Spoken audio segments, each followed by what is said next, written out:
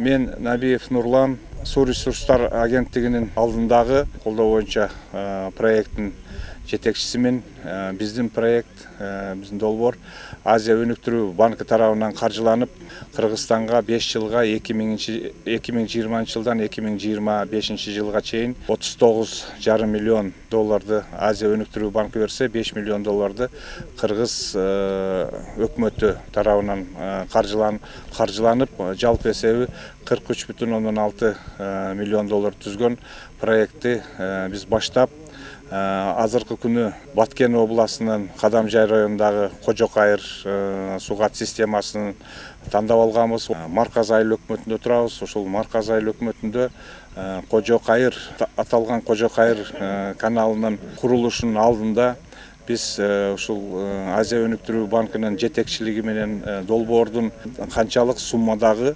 Азия өнүктүрүү банкы тарабынан долбоорго каржылоо жумшалгандыгы жөнүндө айтып бермекчимин. Тышкы чарбалык каналдар деп коебуз, межхозяйственный каналдар. Ушул Кожокайыр системасынан 31 километринин 6 километрин оңдоп түзөө, мындайча айтканда реабилитация жумуштарын аткарып, ушул жумуштарга 2 миллион 400 миң доллар же болбосо 200 миллион сомдон ашуун акча бөлүнүп, өлчөмдө баягы суу пайдалануучуларга өткөрүп берүү боюнча райондук суу чарба башкармалыгы менен СПАлардын ортосундагы биз эми ушул долбоорду мен айтып кеткендей 2025 жылдын августуна чейин бардык иштерди бүткөрөбүз деген үмүттөбүз. Бул жерде Исфайрам дарыясы бар, межреспубликаский.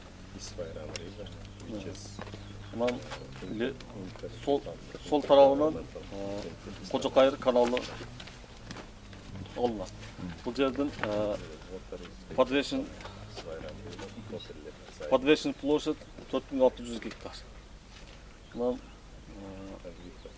Общий 460 гектар кандай площадь? 4600 гектар. Орошаемый площадь. 4600. Анан каналдын узундугу 31 километр. Биз кайерде турабыз? Биз азыр мына жерде турабыз. Концовка почти. Мына жерде турабыз. Просто дагы бир эме айткан, для справки, да, мы могли вначале посмотреть, но уже вода, да, су бар каналда, но уже в канале вода есть. И поэтому вот эти разрушенные части не будет видно. Чтобы он своим глазам видел, что канал разрушен, на самом деле он требует ремонта. Мы вам, когда презентация была, помните, на фотографии показывали, в каком состоянии? Вот такие состояния. Да, вот показано. Вот здесь показано, видите, в каком состоянии. Канал 1965-66 жылдары курулган. Мына ушул күнгө чейин реабилитациялык жумуштар болгон эмес. Анын астында Карадөбө, Исамариян, Кожокайыр СПАлары бар.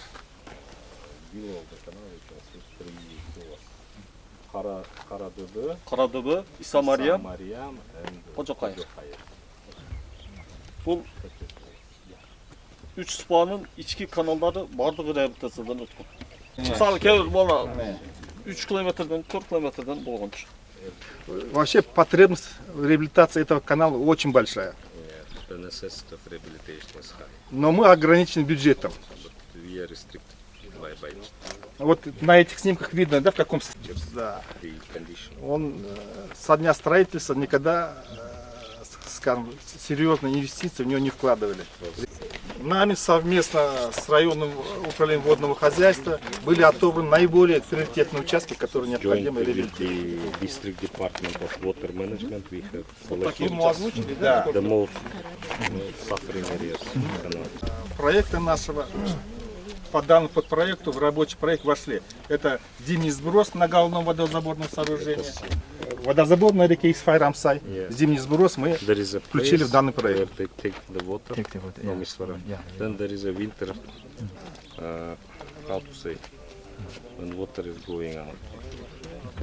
Так, с красными цветами пока 5 или 6 участков, общая протяженность 6,6 километров. Highlighted in red, вот они rehabilitated. Look, общая протяженность 6,6 километров. The total length Из 37, да? 31. 6.6 километров. This is selected. Да, да, красным цветом. Отобранный, получается. Да. Я Yes, this is the selected areas. Здесь вот такие участки. Да, вот такие. Important like they have shown on photos. Если бы у нас были достаточно средства, мы бы весь сплошной сделали, полностью реабилитировали, но денег не хватает. We have do all the canal, but unfortunately we cannot. Так, мы реабилитируем, вот здесь у нас расположен быстроток, вот он, фотография этого быстротока. Один быстроток. There is rehabilitation of this part of canal, which is shown on the picture. 20 селезащитных селектропостных сооружений, в том числе одно селехранилище. 20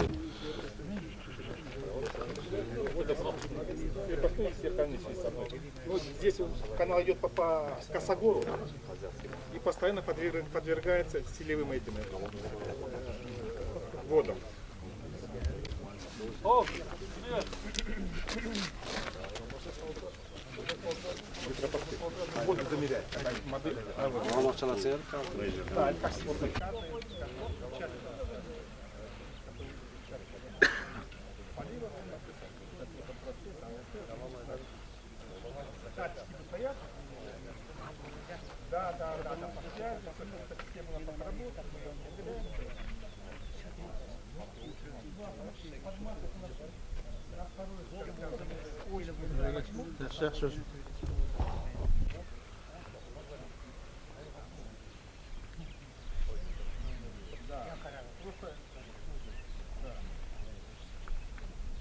Можно было дистанционный полет тоже сделать, но это дополнительный затрат средства. То есть надо будет двигатель, электричество постоянно, чтобы было так поднимало.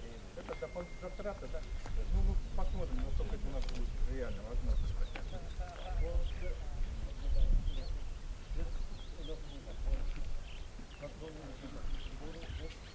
One excavator Автосамосвал. and one truck. Қаралған бюро. Қазіргі күнге дейін келмей жатады да. But still we didn't receive. Он просит ускорить просто. Ускорить. 10 февраля отправлен. They sent Does to this ADB canal for irrigate approval. some area in Uzbekistan? The evaluation, bid evaluation. Канал Yeah, Өзбекстанға still су. waiting. For the equipment, Equipment. yeah, machinery Okay. for state aid, for all this regional water resources. Кетіп отады. We have to involve some private property equipment. Not submission free. This is for consultants. They are talking about bid evaluation report that they was submitted in February. So it's just our approval, and they proceed with the contract negotiations. Районный Қош келіпсіз. Welcome. Ошондой эле калган меймандар бардыңыздар. And definitely the company guests as well. Биз ушул биздин район аймагында 3 дарыя агып өткөн болсо, ошонун ичинен бир дарыя ушул дарыя болот. Crossing our district, one of this river is Isfayran. Анан жалпы ушул Isfayran. Isfayran, Максу, анан Сох деп коет. There are three rivers, Isfayran, Aksu and Sok. Анан бул дарыялардан баягы Өзбекстанда турап кетип атат. Бизде ушул дарыялардын 20-25% гана колдонобуз, калган баардыгы Өзбекстанга түшөт. Эч кандай проблема жок. Ashraf, there was a question related to irrigation. I think that we are using only like 25% of the capacity of this rivers, and the rest water goes to Uzbekistan. Ушул каналдарыбыздын узундугу, жалпы узундугу 258 болсо, анын ичинен ушундай ички каналдарыбыздын узундугу 627 км болот да. Ошонун ичинен 30 км, 31 км бүгүнкү күндө ушу силерге кирип атат да. Total length of our rivers is 258 болсо, 258 kilometers. Out of them, we have more than 627 kilometers of canals. Out of this 627, within the project 30. Қанша дедіңіз? Проект бойынша? 31 бул жер. Анан бул канал аркылуу бүгүнкү күндө ушул 60 миңге жакын эл суу ичет. Бул эгер суудун өзүңүздөр жакшы билесиздер, суу артерияда. Суу бар жерде өнүм болот, өнүгүү болот дегендейчи. Анан ушул бүгүнкү күндө ирригацияланган питовойдагы, ошого And this, there are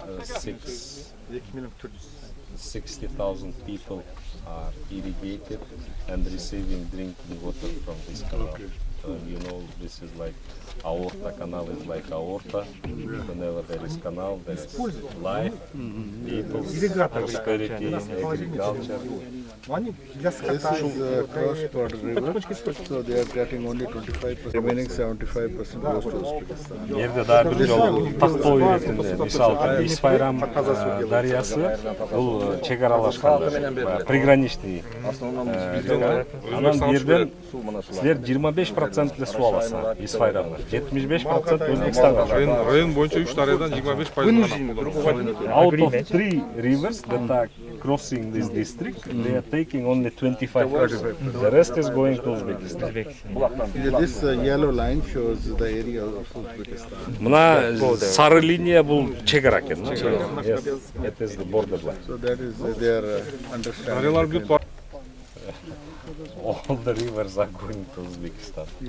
Ошого сиздерди ушул долбоорду баштап каржылап бергениңиздерге баардыгыңарга ыраазычылык билдирем акимдин атыданчы. Ушундай келип жардам берип, жеринде On таанышып. behalf of the head of the district, I would like to express our gratitude for supporting this project and starting it. Бул сиздердин кадамыңыздар ушул элдин жашоо турмушун жакшыртып, анан баягы миграция дейбиз, жумушсуздук дейбиз, ошолордун бүт баардыгын баягы райондун социалдык экономикалык өнүгүшүнө This kind чоң of салым кошот. steps will improve the life of the people, decrease the level of migration, and definitely make a positive impact to the socio-economic development. Мындан ары тыгыз иштеш, жакындан иштешкенге биз даярбыз. Кандайдыр жардамдар болсо бизден долбоорлор болсо мындан арыдан улантышыбыз керек. Себеби көп болгону менен өздөшүлбөй жаткан жерлерибиз өтө көп да. And we are ready to барбаган cooperate жерлерсе. for the future because we have a very big capacity in terms of water. At the same time, we have very huge lands that has to be irrigated in the future. Ыраазычылык билдирем. Рахмат. Thank you very Келгениңиздерге much. убактыңыздардан албайм. Thank you very much. Which agency financed this activity? This Which one? Таза кип. Жет бизге жетип кип онотуп берген. Ошол жет кипти коюп берген. Water measuring. Сиздин долбоор негизинде канча коюлат? Катып атасың? Долбоор неги 10 коюлат. Дагы.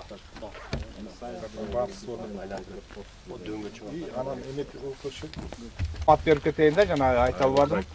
Мына 4 областта бул проект жүрүп атат. Чүй областында, Жалал абад, Ош жана Баткен областында. Биз ар бир ошол пилоттук кылып бир өзүбүздөй элдерге көрсөтөлү, ар бир областта кандай болот экен бул проекттин жүрүшү деп 4 област тандап алганбыз. Эми ошол сиздерди тандап алып, баягы бизге белгиленген акчанын ичинен 12 миллион доллар бизге мисалы мешхоз эмеге берилген болсо, ошонун бүгүнкү күнү 2 миллион 400 же болбосо мындайча айтканда 200 миллион сому мындай айтканда мешхоз каналдарга бөлүнүп атам. Ички эмелерге каналдарга бөлүнүп атат 3 СПАга. Андан тышкары мен айтып коюм керек эле, эгерде пропорция менен бөлүштүргөндө бир 150 миң доллар, эгерде ушу 4 эмесине алганда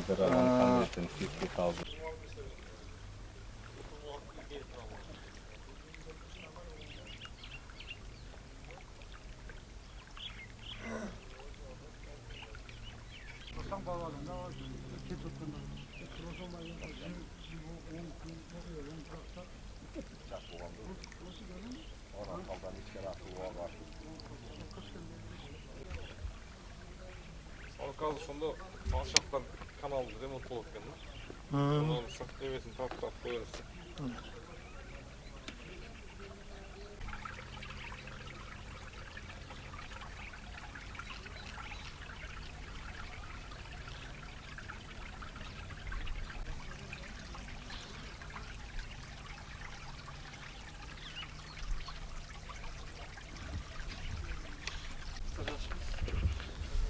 Оландага айтып коер дейт баягы.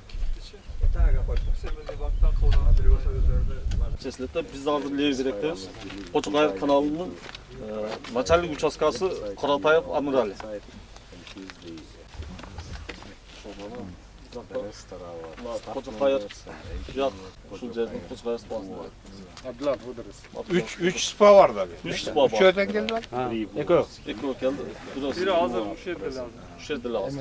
Аз эмеден баштайлык. Презентацияны эметпей. Деп сіздерге оқыту өткөрүп баягы фермерлерге эме берип атабыз. demonstration site. Көчөт, эгиндердин уруктары ошол баягы эмелерге ал нерсе болуп атат. Андан тышкары 960 миң бардыгына бөлүнгөндө ошол 960 миң доллардын ичинен Кадамжай райондук суу чарба башкармалыгына bir экскаватор, Hyundai экскаватор деп эме кылдык. Анан бир Холобай автосамосвал берип атабыз. Ушул өзүнүн материалдык техникалык базасын эме кылып. Ошондо жалпы эгерде ала турган болсок, баягы суммалай эме биздин баягы инвестициябыз, ушул районго болгон инвестиция ушундай баада эсептелинет. Анан биздин иштерибиз жалаң эле ушул райондук мамлекет менен эле иштеп калбастан мындай низовой структурага түшүп муниципалдык деңгээлде айыл өкмөттөрү менен жана эмелер менен иштеп атабыз да. Мисалы Жалал Абад областында 8 залпы менен иштеп атабыз. Сиздер менен 3-өө. Аларда кичине баягы эме кылганда баягы тартыштык көбүрөөк болуп турду да. 8 залпыга 1 миллион доллардан бөлгөндө ошону бөлсөк азыраак болот. Ошолор наразы болгондо бизге дагы бербейсиз. Сиздердики бул эсепте алганда сиздерге көбүрөөк тийип атат.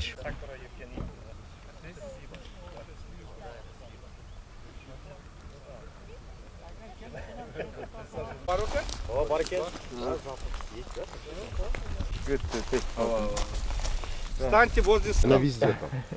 Plum is very popular only here В or основном родина сливы это Талас и Аксыйский район Жалабатской области. General, the plant Аксыйский регион это Алабука, Аксы там. Но planted in Talas and сейчас в последнее Alabuka время region начали of Jalalabad. культивировать и в Хадамджайском районе. But just like few years back, they started. Но он как бы монопольная культура это вишня и персики. And here is the И most, третье это груши, своего рода. Такие груши как бы не растут, их называют еще по-другому чуть-чуть.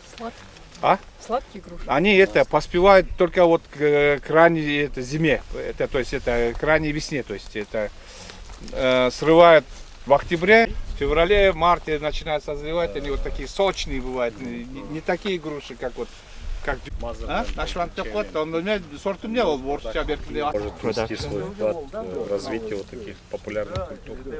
Ну, мы как раз вот именно здесь, в демонстрационных участках, именно в Хадамджайской зоне, это стараемся где-то 70% уделить на популяризации вот этих садов. Particularly in Kadamjay, in our demonstration site, on 70% of these demo sites, we'll make the popularization of this kind of gardening. И этим распространить других подпроектов. And then we would like to expand to other regions. У нас это будет создан при каждом вот, участке, да, демонстрационном, как бы револьверный фонд. We will create a kind of Будет это как бы культивироваться в Чуйской долине, попробуем там, plants will be cultivated. попробуем Джалабад. Okay. Tree planting. I see. Anand. Что же нашли? Some words about the tree planting. Okay, okay. I am very happy to report that I am a very lover of honey produced in Kyrgyzstan. That is perhaps the best quality honey in the world. You go to the shop and you have so much variety, different from different areas, from different type of terrain, from mountains, from fields, and you can get the best quality honey over here. Айрыкча айтып кете турган нерсе бул Кыргызстандын балы боюнча, бул менин оюмча эң жогорку сапаттагы бал, дүйнөдөгү эң жакшы бал деген ушул жерде деп ойлойм. Анткени мисалы үчүн дүкөнгө барсаңыз, балдын түрлөрү бар. Тоонун балы бар, мындай жөнөкөй бир эмелердин балы, бактын балы дегендейчи. Түрлөрү көп экен. Кыргызстанда мен ошого мен өзүм аябай мына бал сүйүүчү деп эсептейм. And also the fruit here, they are so delicious. Just you take melon during summer and you spend your whole day without eating anything else. Дагы And they бир are so айтып delicious. отурган нерсе бул биздин мына мөмө жемиштер айрыкча мисалы үчүн күндүзү бир жерден дароо жесең ошо мен ток башка эч нерсе жегим келбей жүрөт. This Kyrgyzstan is also famous for using natural means for improving the soil fertility, like worms, and using organic fertilizer instead of chemical fertilizers, and using insects to kill the harmful insects rather than using insecticide. So whatever is produced here is of best quality and very close to the nature. Анан бул жерде мына сапат, эмнеге сапаты аябай жакшы Кыргызстандын мөмө жемиштеринде айтып кетүүчү нерсе. Анткени бу жерде баягы жакшы удобрениялар колдонулат, химикаттары жок. Айрыкча баягы органический биогумус деп коет, ошол сыяктуу анда бир топ башка ошонун бардыгы мына мөмө жемиштердин сапатына таасир этет. Summer is perhaps the best time to visit Kyrgyzstan.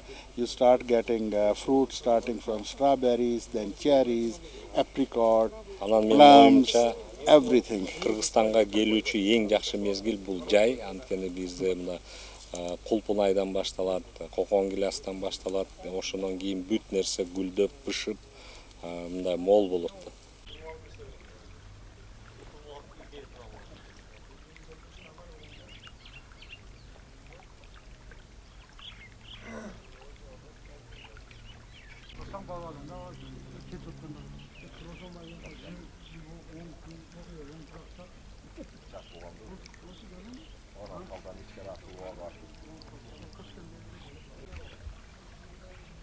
Казыр ошондо ал жактан канал ремонт болот экен да.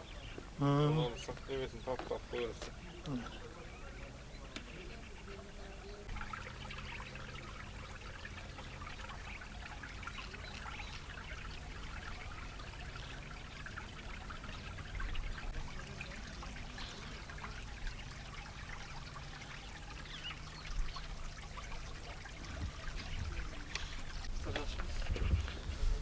Olandan kaç koyur dedi bana.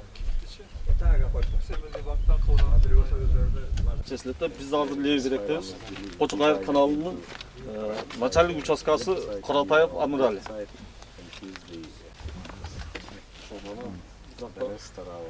Кочокаев жак ушул жердин Кочокаев спасында.